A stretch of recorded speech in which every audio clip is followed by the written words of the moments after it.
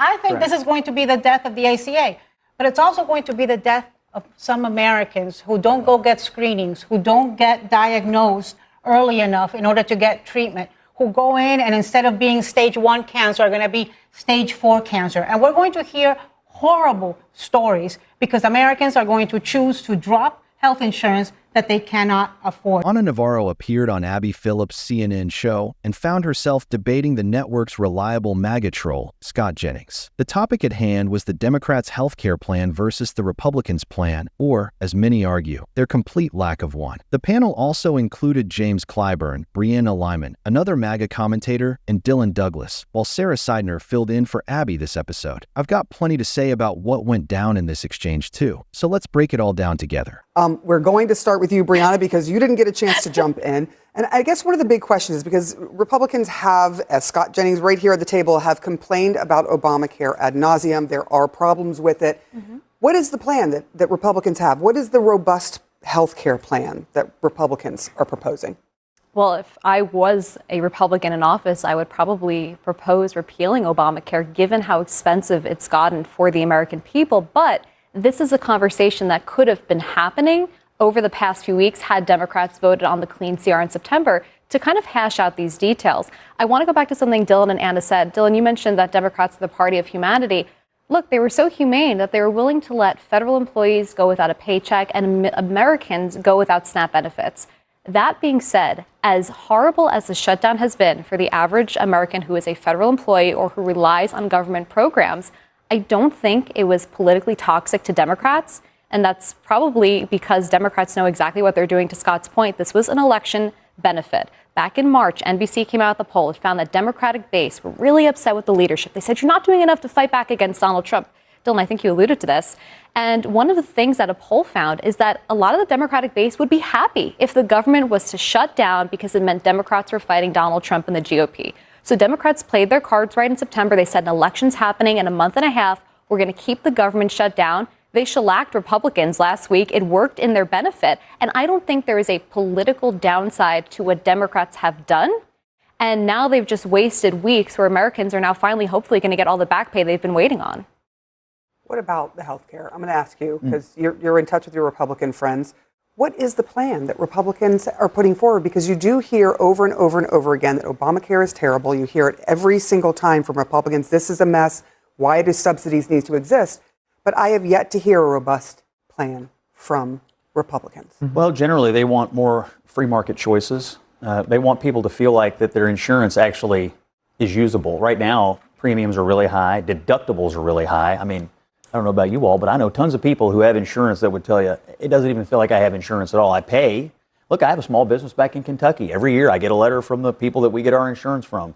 Your premiums that you pay for your employees are going up, 10, 15, 20%. I can tell you this, the insurance benefits never get better. And the employees that I have would tell you, it doesn't ever feel like they're, any better off because of it. We pay more, but the health outcomes and the insurance benefits that they get aren't any better. In fact, sometimes they're worse. And so it just feels broken, and it feels like you don't really have any choices. To me, but you don't have choices because Republicans have not shown a robust plan. I hear the diagnosis of the problems, but where is the legislation, the full legislation that you can say, hey, we're going to replace this.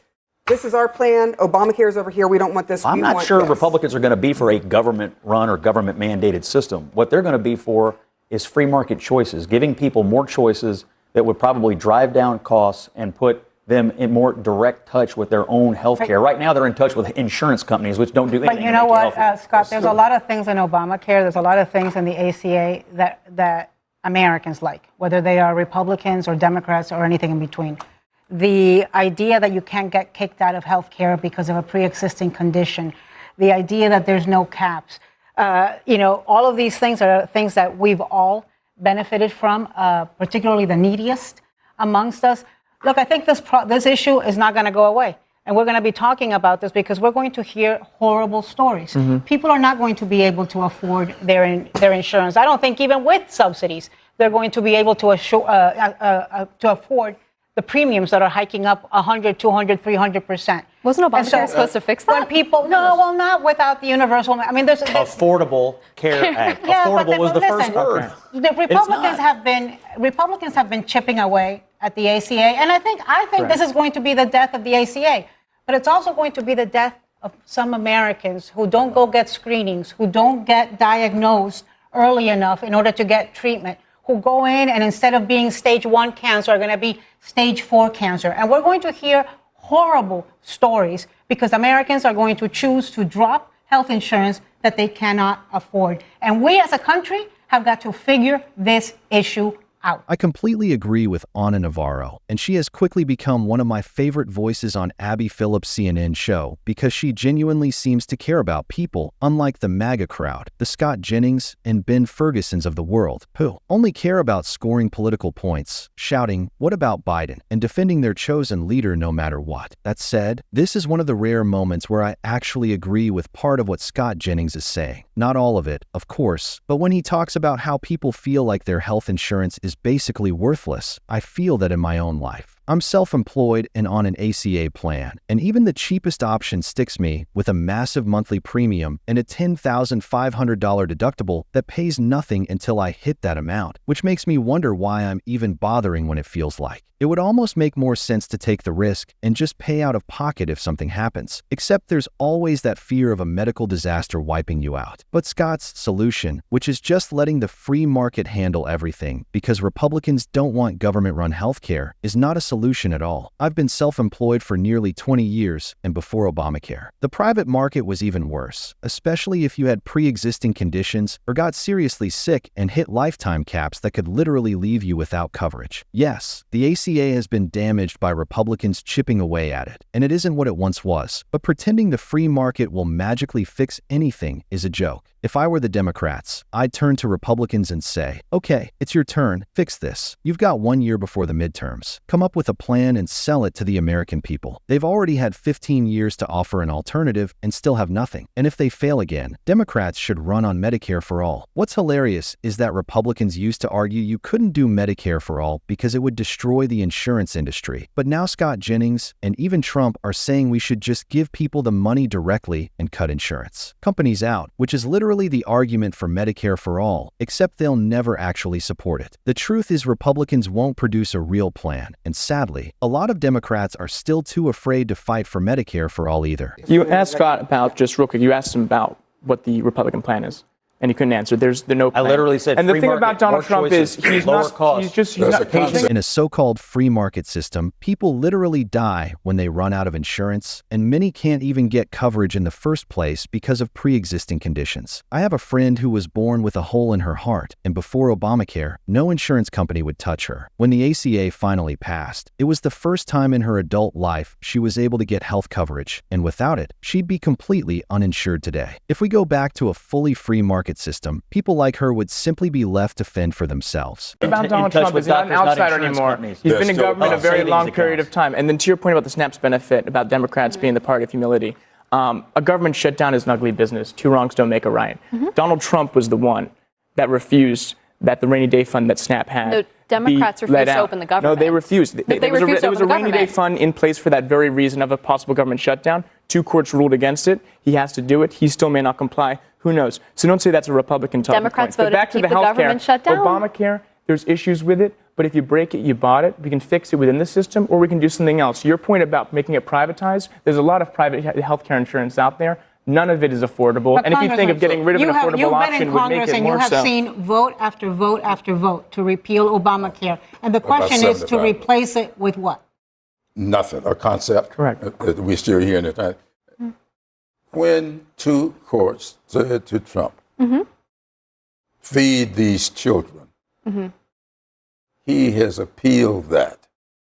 Why can't those Why two won't he judges feed the children? Why won't Democrats feed the children? Why don't we have two judges say to Democrats, you must vote to open the government because kids are hungry? Wait, here's the thing. Do two unelected judges have that authority?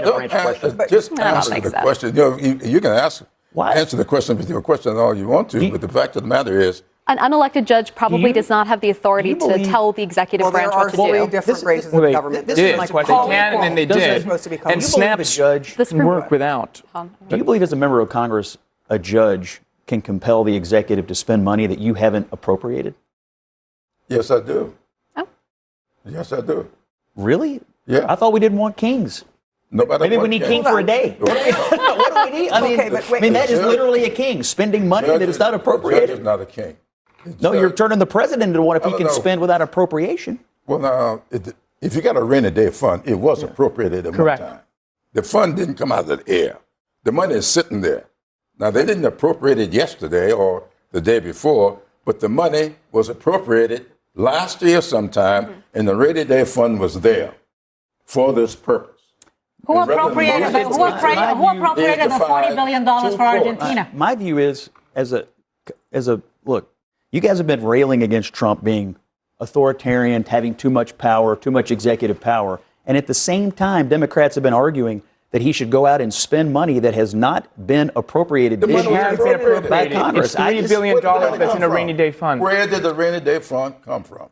Was it specifically for this purpose? Yes, correct. It was I don't know. three. It was three. I know for a fact it was $3 billion that's appropriated through snaps, specifically for either disaster relief situations or government shutdown. Trump said he didn't want to spend the money. People are going hungry because of it. Think about the twisted logic Scott Jennings is using here. As AnaNavarro pointed out, and he completely ignored, the U.S. somehow found $40 billion for Argentina. And we never seem to struggle when it comes to funding things like remodeling the White House or building a luxury ballroom, supposedly with private money. We're continuing to pour money into IC operations. Yet we're told we can't afford to make sure women and children in this country have food. How does the richest nation on earth justify Scott Jennings sitting there with a Rolex while Trump hosts great Gatsby-style parties at the White House? But we can't spare the resources to simply feed hungry Americans? If we can't do even that, what are we doing as a society? So tell me what you think. Do you actually agree with Scott Jennings that the ACA should be scrapped? I have plenty of problems with it myself, but I believe we should move to a single-payer system or at least let people buy into Medicare, which is exactly what I would do if I could. Do you side with him and think we should hand everything back to the free market like before Obamacare? Or do you agree with AnaNavarro and others on Abby Phillips' panel who say we can't return to that broken system? Let me know your thoughts in the comments, and don't forget to like and subscribe.